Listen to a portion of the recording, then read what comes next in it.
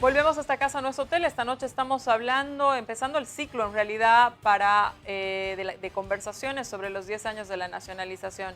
Nos vamos a permitir hacer reflexiones sobre aquella que se ha catalogado la política más importante de Estado de los últimos años. Esta noche está con nosotros Guillermo Achá, presidente de Yacimientos, y Guillermo Promel, director de América Económica. Guillermo, a ver, Carlos Villegas, yo recuerdo en alguna entrevista en el pasado que le hice, hablaba mucho del impulso necesario que había que hacer, los esfuerzos que se estaban haciendo desde YPFB y desde el Estado Central para tener la soberanía energética. Pues cuando yo escucho soberanía energética, tiendo a pensar que es más como un término político, ¿no? Soberanía energética, soberanía de alimentos, tiene que ver más con una concepción política. Pero yo quiero pedirte que por favor nos puedas explicar qué quiere decir soberanía energética en el cotidiano de nuestras vidas. Es decir, cuando me hablas de soberanía energética, exactamente ¿de qué me estás hablando, Guillermo? Bueno, yo creo que para todo boliviano la soberanía energética es la seguridad de que el Estado, siendo dueño de nuestros recursos, está atendiendo las necesidades con respecto a todo lo que se refiere el abastecimiento de combustibles y de energía. Pero las está abasteciendo, y yo creo que esa es la diferencia de una soberanía energética que sí existe en Bolivia, las está abasteciendo teniendo a cada individuo boliviano como parte del círculo virtuoso que yo creo que se ha originado después de la nacionalización.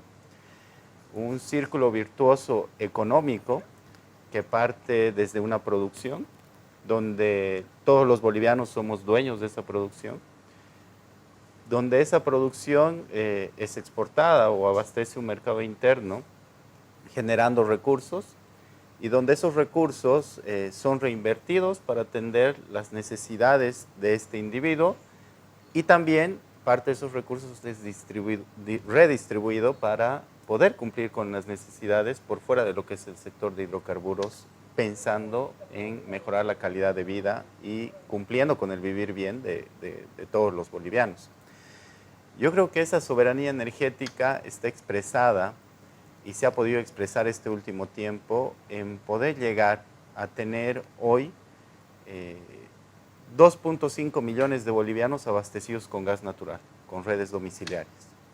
De los tan solo 30.000 bolivianos que se tenía antes de la nacionalización, eran muy pocos los que podían tener el gas natural, que era de los bolivianos, pero que en ese momento se llevaban todos los beneficios las empresas extranjeras y que no abastecía las necesidades del pueblo boliviano. ¿Cuándo vas a tener cobertura total? Ahí voy a aprovechar. Hasta el 2020 nosotros llegamos a tener ya un 50% de abastecimiento de todo el mercado boliviano. Llegamos a un promedio de entre 5 a 5.5 millones de bolivianos hasta el 2020. Y tenemos una meta de cada 5 años llegar a tener estos 2.5 millones más.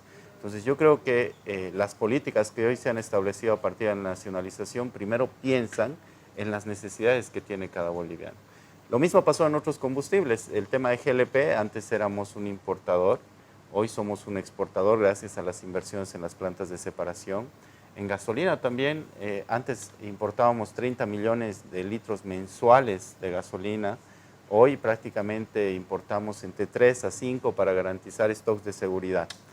Y la balanza de diésel, que siempre va a ser por lo menos un tema pendiente, antes nosotros teníamos que importar casi un 70% de la demanda de todo el consumo de Bolivia. Hoy prácticamente estamos produciendo el 60% de lo que demanda Bolivia. Entonces prácticamente yo creo que la soberanía de nuestros recursos ha permitido darle una soberanía energética a cada boliviano. Y yo creo que lo más importante que ha hecho este proceso de nacionalización, Susana, es que el boliviano hoy se encuentra atendido, atienden sus necesidades, y eso yo creo que le ha devuelto algo muy importante a todos nosotros, que es la dignidad. Yo creo que es un resultado de esta soberanía energética el tema de la dignidad. Creo que todos los bolivianos hoy podemos sentirnos dignos de poder ser dueños de nuestros recursos. Guillermo, una de las reservas más importantes que había cuando se anuncia la nacionalización. Y uno recuerda de cuando se anunciaba la posibilidad de una nacionalización, incluso cuando se hace el decreto de nacionalización, había muchísimas reservas en cuanto a inversiones, ¿no? El temor de que se vayan las inversiones, ya explicaste el anterior bloque que bueno, se hizo una renegociación, se quedaron, etcétera. Pero me interesa saber si este es un tiempo donde las inversiones en Bolivia en el sector se han reducido, se han quedado estáticas, hay nuevas inversiones. ¿De qué estamos hablando cuando hablamos del tema de inversión? Bueno, yo creo que hay que considerar que me ha gustado mucho que menciones a Carlos Villegas. Yo tuve la oportunidad de entrevistarlo. La visión de la nacionalización era, si bien se trascendía a Bolivia, pero era lograr una YPFB independiente también, que sea capaz de generar sus propias inversiones. Sin duda el precio del petróleo a nivel internacional ha sido viento en popa, es decir, ha empujado mucho el proceso, pero YPFB ha pasado de ser una empresa que facturaba 1.000 millones a 8.000 millones de dólares. Esto ha permitido que se puedan generar nuevas inversiones. He tenido la suerte de conocer las plantas, por ejemplo, de polipropileno, la planta de urea, la estrategia de la empresa YPFB de diversificar y buscar productos con mayor valor agregado. Esa es una receta tremendamente saludable a nivel economía, ¿no? Es decir, dejar de ser dependientes, y estas inversiones han sido hechas con gran parte del capital de la misma empresa, de la propia Yacimientos. El financiamiento ha sido mínimo. Y esa es la fuerza que le ha dado a YPFB para volverse una empresa competitiva a nivel internacional. Además, que con esa fortaleza económica todo el mundo te quiere prestar dinero.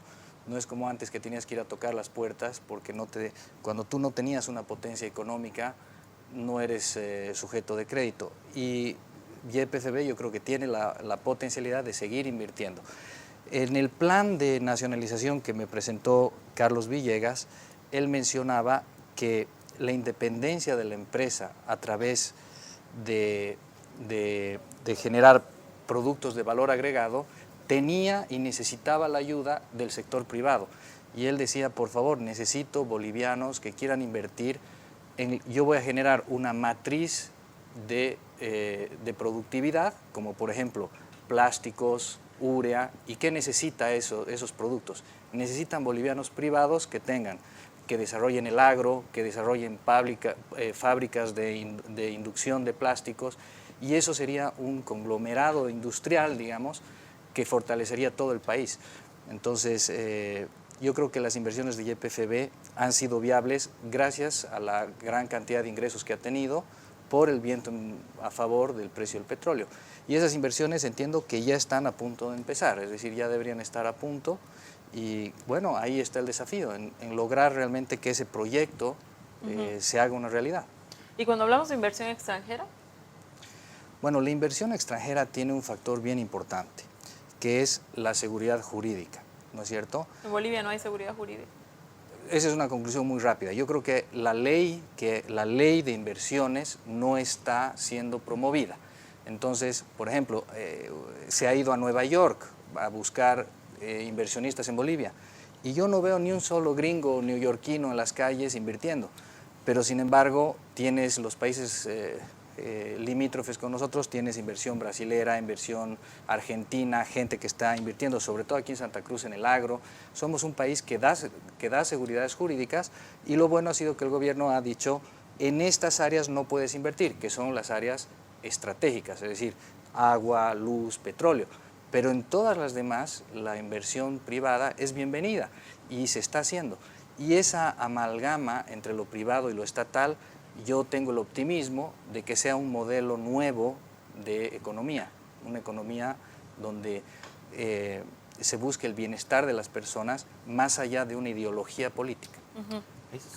Yo te puedo complementar algo. Adelante, por favor.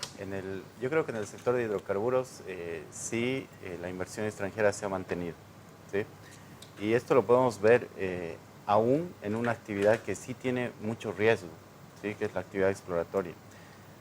Antes, obviamente, las condiciones eran muy favorables para las empresas privadas. Antes, la anterior ley de hidrocarburos, 1689, establecía que de los nuevos descubrimientos, el país tenía una participación de un 18%. Eso era lo que nos daban nuestros recursos naturales y el 82% se lo llevaban las empresas transnacionales, ¿no? Las reglas del juego han cambiado después de la nacionalización. Ese 18% se convirtió en un 20%, pero ya no para Bolivia, sino para los actores internacionales. Y el 80% se queda dentro de nuestras fronteras, y eso es lo que es la renta petrolera, que es distribuida a todas las regiones. Sin embargo, de haber reducido de ese 82 a ese 20%, hoy todas las empresas que estaban trabajando antes de la nacionalización se mantienen en el país. Está Repsol, está Total, está Petrobras, y además todo este último tiempo, y principalmente en este tiempo de tal vez que el riesgo es aún mayor, se suman empresas como YPF Argentina, se suma Gazprom, y se tiene interés de otras empresas que están poniendo inversión en Bolivia, porque yo entiendo que las reglas del juego están claras. Obviamente ya nadie viene a ser dueño dentro de nuestras fronteras, sino son empresas que nos prestan servicios. Tener digamos, esas nuevas reglas de juego, como lo señalas, Guillermo, no ahuyentó de alguna manera, porque evidentemente las inversiones que estaban acá, ya lo han explicado ambos, se han quedado, están aquí,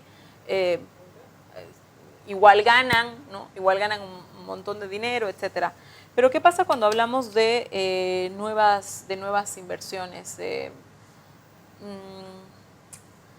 ¿Ha habido un temor con Bolivia?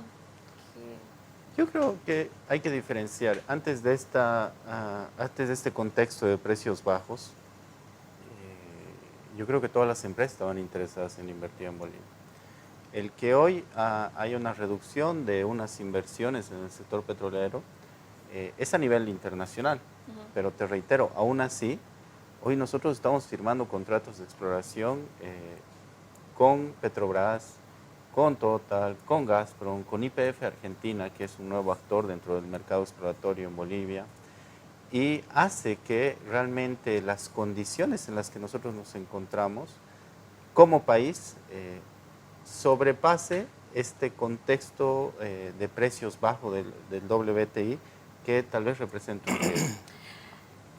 Hugo del Granado y Carlos Miranda, ambos analistas en el sector, indican que las inversiones en hidrocarburos habrían disminuido y que por eso tenemos fracasos en exploración y que eso explica que se hayan agotado nuestras reservas. Hace poco ha salido una noticia que indicaba que no estábamos cumpliendo el contrato, en todos los periódicos de hecho ha salido que no estábamos cumpliendo con el contrato de Argentina, que teníamos que exportar una cantidad determinada y no estábamos logrando.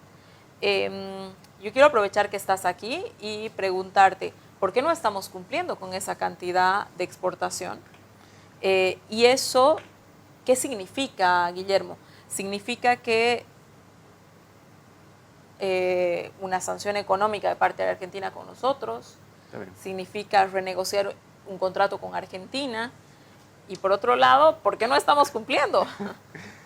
No, es bueno tener estos espacios para poder aclarar a toda la población, y te agradezco, Susana. Mira, estos especialistas en hidrocarburos, que este último tiempo han salido muchos especialistas en hidrocarburos, y la verdad yo no sé qué tan especialistas sean, pero bueno, así es como se presenta, ¿sí? Estos especialistas que hoy dicen que se están acabando nuestras reservas, que no tenemos una mayor producción, eran especialistas que antes de la época de la nacionalización estaban en cargos dentro del sector de hidrocarburos con decisión. Estoy hablando de superintendencias, ministerios, todos estos grandes analistas. ¿Y qué nos mostraba en ese tiempo a todo el pueblo de Bolivia con lo que respecta a reservas? Yo te digo, el 2005, lo que estos analistas nos decían desde donde estaban, desde superintendencias, ministerios, era que Bolivia tenía unas reservas de 26.7 TCFs, ¿sí? Eso es lo que nos hacían creer a todo Bolivia.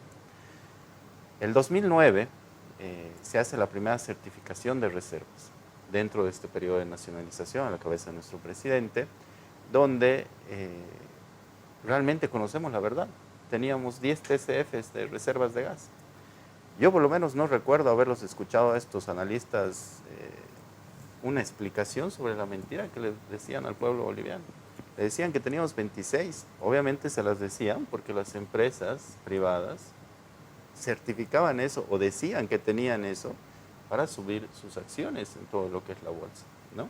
Pero jugaban con el pueblo boliviano y la verdad quienes permitían esto eran estos, entre comillas, analistas. Hoy nosotros hemos, desde la última certificación que hemos hecho el 2013, hemos incrementado 2 TCFs de reserva, que eso significa que hemos repuesto nuestro consumo y además hemos adicionado algo más a nuestras reservas, ¿sí? La prospección que tenemos para adelante es seguir incrementando estas reservas. Ahora, en función a lo que nos decían que teníamos estas personas y la planificación del sector de hidrocarburos que se había realizado, obviamente pusimos todos nuestros esfuerzos a desarrollar estas reservas, ¿no? A explotar estas reservas. Es así que incrementamos nuestra producción de 30 a 63 millones de metros cúbicos día.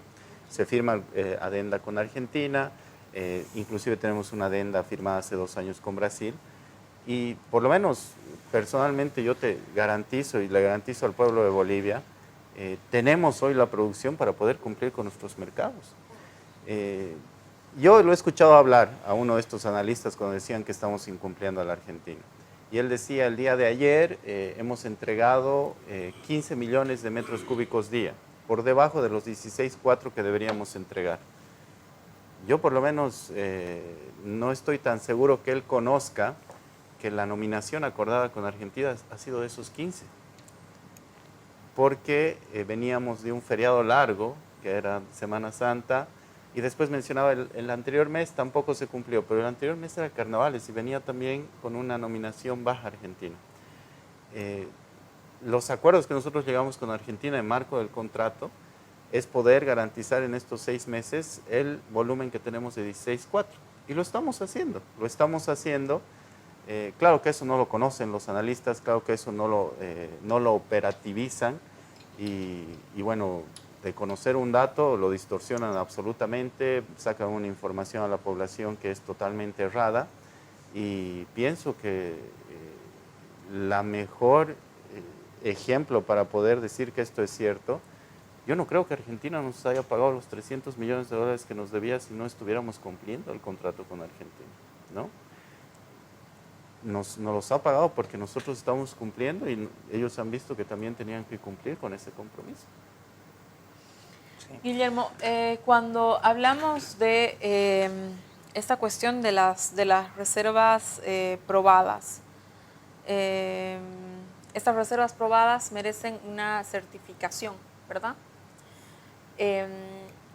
¿Cómo se proyecta el momento que vas a emprender a hacer un negocio? Es decir, yo a Argentina le voy a vender tanto. Entonces, proyecto desde las reservas probadas o desde la certificación. ¿Qué es lo saludable? ¿Qué es lo recomendable? ¿Y cómo en el país se ha venido haciendo?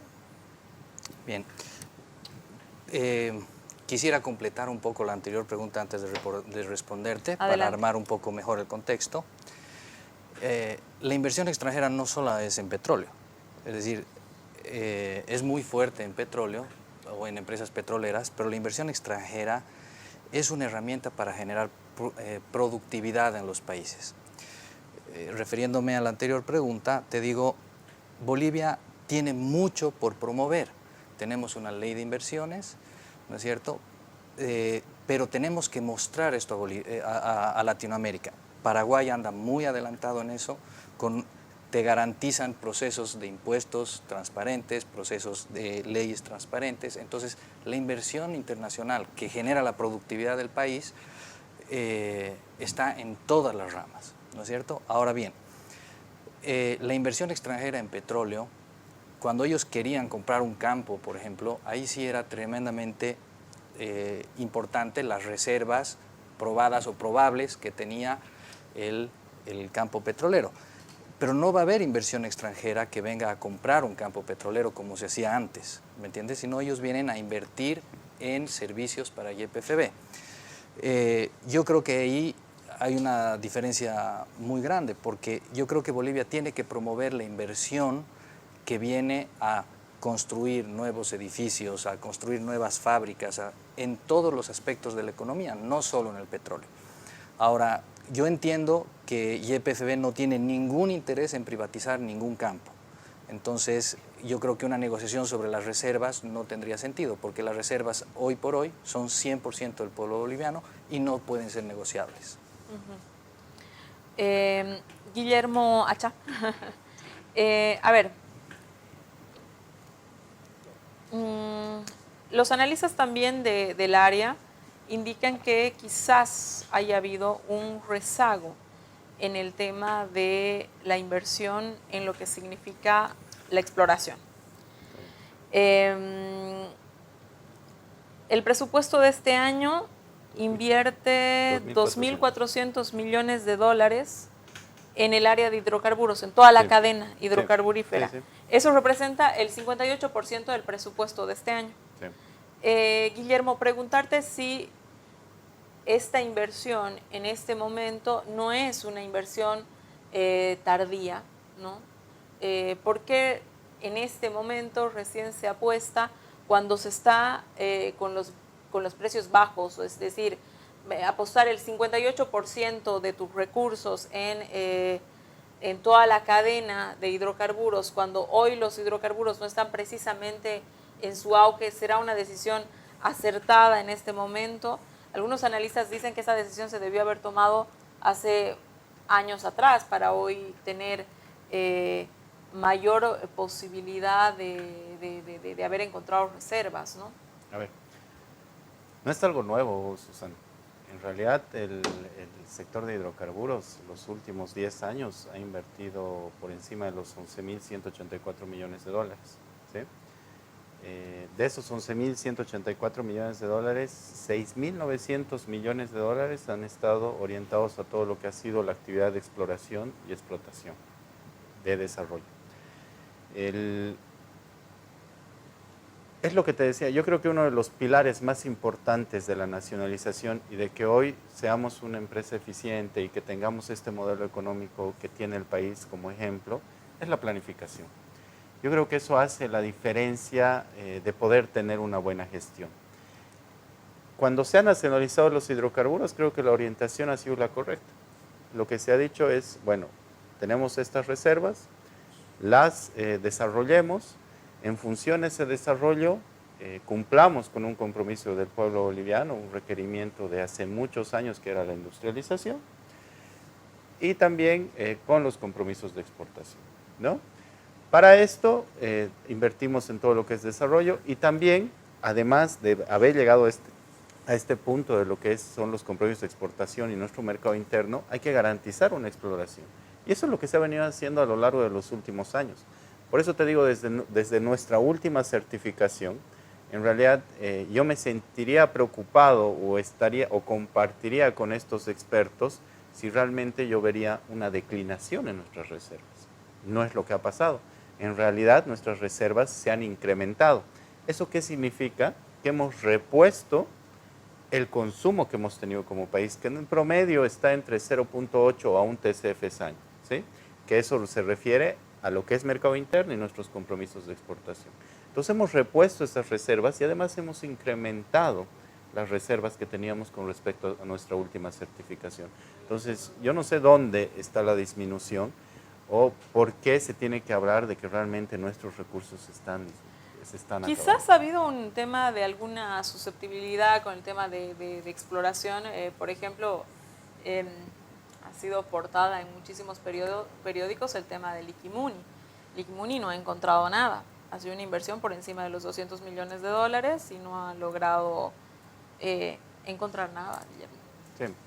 A ver, yo te doy un ejemplo, Susana. El campo de San Alberto, que es hoy uno de los megacampos, para haber llegado a tener la producción que hoy tiene, o por lo menos para haber tenido éxito con con el primer pozo exploratorio que ha descubierto un volumen comercial, porque eso es lo que marca nuestra norma, han pasado entre 7 a 8 pozos que han dado resultado negativo, ¿sí? Pero aún así, y en función a los datos que se han obtenido de esos pozos, se ha seguido con más pozos exploratorios que han permitido hoy hacer San Alberto lo que es. Yo creo que se ha tenido una distorsión muy grande con el tema del Liquimuni, ¿no? O sea, han satanizado al Liquimuni con el primer pozo exploratorio. Han dicho, no, aquí se acabó la exploración, no hay más recursos en Bolivia, cerremos todo. No es así. Con todos los datos que hemos obtenido del Liquimuni, nosotros tenemos que ir a una evaluación, cruzar con los datos sísmicos con los que se ha fijado este primer pozo y ver de ir a un segundo pozo exploratorio. No te estaría hablando esto si realmente en la evaluación de los datos que hemos obtenido de tres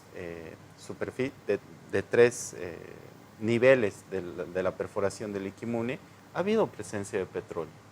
Entonces hoy más bien tenemos una esperanza de ver dónde están esos entrampamientos y poder tenerlos también en el norte de Bolivia. Es nuestra obligación, nosotros vamos a seguir con la actividad exploratoria. Hoy estamos realizando actividades exploratorias en el norte de Bolivia, en áreas como Madre de Dios, en áreas como Río Beni. Río Beni, inclusive estamos en una segunda fase de la sísmica 2D que hemos comenzado. Entonces, igual, si en algún momento tenemos un resultado negativo, no vamos a parar y no vamos a tratar de hacer lo que quieren estos expertos, de decir, bueno, no hay más, Bolivia se termina, hay que ver qué hacemos. No, es falso. Guillermo, una de las preocupaciones, creo que no solamente en Bolivia, sino a nivel región, ha sido el tema de nuestros bosques, pues nuestra reserva natural. Hay de pronto la sensación que a nombre de la exploración nos vamos a quedar sin bosques. ¿Cómo respondes a esta inquietud que tenemos todos? Bueno, te voy a ser sincero, yo soy un defensor de la productividad, ¿ya? La exploración petrolera no causa, es básicamente caminos, o sea que la deforestación es mínima, por ejemplo, hablando de bosques. Te quiero poner un ejemplo. Fanático de los lagartos y de los caimanes, y dices, bueno, se van a extinguir, y mientras las poblaciones aledañas no tengan comida, los van a matar. Entonces lo que hay que hacer es viable la biodiversidad de los ríos para que la gente no consuma ese tipo de carne, pero hay que darle otra carne. Los bosques de Bolivia van a ser deforestados en la medida, una ley no va a cambiar la necesidad de la gente. Entonces yo creo que las reservas bolivianas forestales y todo eso deberían ser autosostenibles y, por ejemplo, si un área es rica en petróleo, ¿por qué no explotarla? Estados Unidos ha aprobado la explotación en la explotación en Alaska. Y otra cosa que han hecho ha sido aprobar el fracking, que es lo que ha hecho que básicamente baje el precio del petróleo. Cuando la necesidad es más grande, lamentablemente, claro, los biólogos me deben querer matar hoy día, pero la necesidad de las poblaciones es mayor y lo que hay que, para garantizar la biodiversidad, hay que hacer procesos productivos que cuiden esa diversidad, ¿no? Es un tema con el que nos enfrentan todas las empresas petroleras. Bueno, mira, la discusión más importante ahora a nivel ecológico es el fracking. El fracking es un sistema de perforación de pozos que rompe las rocas para que el petróleo fluya, y esto se ha hecho con estudios en Estados Unidos. Se está haciendo las mismas técnicas en países como Colombia, donde el suelo es distinto y no tienen ninguna correlación, y se utilizan los mismos datos para hacer el mismo tipo de perforación. ¿Qué es lo preocupante? Que el fracking, por ejemplo, no solamente inyecta agua al subsuelo, sino que también inyecta líquidos altamente contaminantes para que el petróleo fluya con presión. Entonces, yo creo que siempre el petróleo está enfrentado a la ecodiversidad, ¿no es cierto? No solo por los peligrosísimos derrames de petróleo que han sido tan terribles en todo el mundo, sino que ahora los métodos de exploración son agresivos. En Bolivia no estamos utilizando ese estilo de explotación petrolera todavía, y realmente el impacto que se hace sobre la superficie de árboles es mínima comparada con el beneficio que se puede causar. Y yo quiero aquí hacerte para que comprendas mi análisis. Hubo una publicidad de una empresa petrolera que decía: hemos invertido en la comunidad donde estaba el pozo más importante de Bolivia, hemos invertido, era el Pozo Margarita, hemos invertido $1 millón en darle escuelas a los pobladores de esas tierras. Cuando yo hice el cálculo sobre la producción del Pozo Margarita versus la inversión en sostenibilidad y desarrollo humanitario, representaba menos que un boliviano en mi sueldo. Es decir, yo a una persona que me limpia el vidrio le doy $1 boliviano, y esa persona recibía más que lo que la empresa petrolera le daba a la comunidad, ¿no es cierto? Entonces, realmente los contratos petroleros que ha habido en Bolivia han sido abusivos, y las empresas petroleras han sido abusivas con el ecosistema, con los pobladores. En cambio, cuando por ejemplo, si la productividad de un pozo es alta y trae desarrollo a toda la región, eso para mí es maravilloso. Más cuando todavía no estamos utilizando temas como fracking y nuestra productividad en petróleo todavía es mínima a lo que Bosque se refiere, ¿no? Susana, yo puedo Adelante, complementarte. adelante. A ver, este es un tema importante y realmente yo estoy de acuerdo con Guillermo, la afectación que se tiene en áreas protegidas es mínima, pero te lo digo en números, ¿sí? Bolivia tiene 22 áreas protegidas, ¿sí? Que tiene más o menos un promedio de 7.2 millones de hectáreas. Nuestro plan de exploración establece actividades en 7 de estas áreas, ¿sí? Las 7 áreas más o menos tienen un promedio de 3 millones de hectáreas.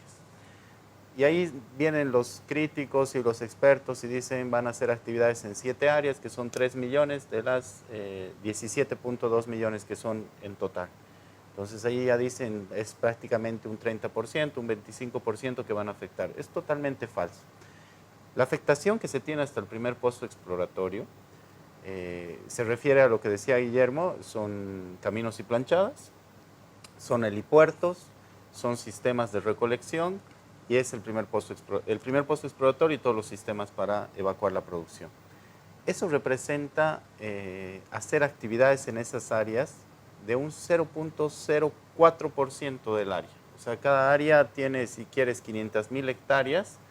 En 0.04% de esas 500.000 hectáreas vamos a hacer intervenciones. Pero esas intervenciones, hoy con la normativa, tienen que remediarse en un 100%. O sea, tenemos que reforestarlas. Y además, es importante, quiero destacar lo que decía Guillermo, se está dando compensaciones con 2 decretos supremos que nuestro presidente Evo Morales ha emitido el pasado año, pero no ya yendo a tocar la puerta de un dirigente y entregándole la plata, que es lo que se hacía antes de la nacionalización, sino diciéndole a toda su comunidad qué proyectos productivos quiere. Y los proyectos productivos se establecen con un porcentaje de la inversión que se va a hacer en el sector de hidrocarburos. Entonces hoy estamos en todas las actividades exploratorias, estamos desarrollando proyectos apícolas, estamos mecanizando toda la producción que se tiene en la región. Hoy sí realmente está llegando ese beneficio a esa población en lo que es compensación. Bueno, vamos a tener que dedicar un programa específico a este tema, que es un tema sumamente delicado. Tú sabes que yo soy de Tarija y cuando me dicen que van a tocar Tariquía, a mí se me paran los pelos, evidentemente, ¿no? Pero a ver, vamos a invitarte a otro programa, los vamos a invitar a otro programa específico para tratar el tema de las áreas protegidas. Vamos un bloque más, quédese con Esta Casa No Es Hotel, que vamos a preguntar sobre todo el tema de las inversiones. Ahí está, hay una planta Bulo Bulo, la de urea, la de polipropileno, que es en Río Grande. Pero ¿qué producen estas plantas? Quédese en Esta Casa No Es Hotel.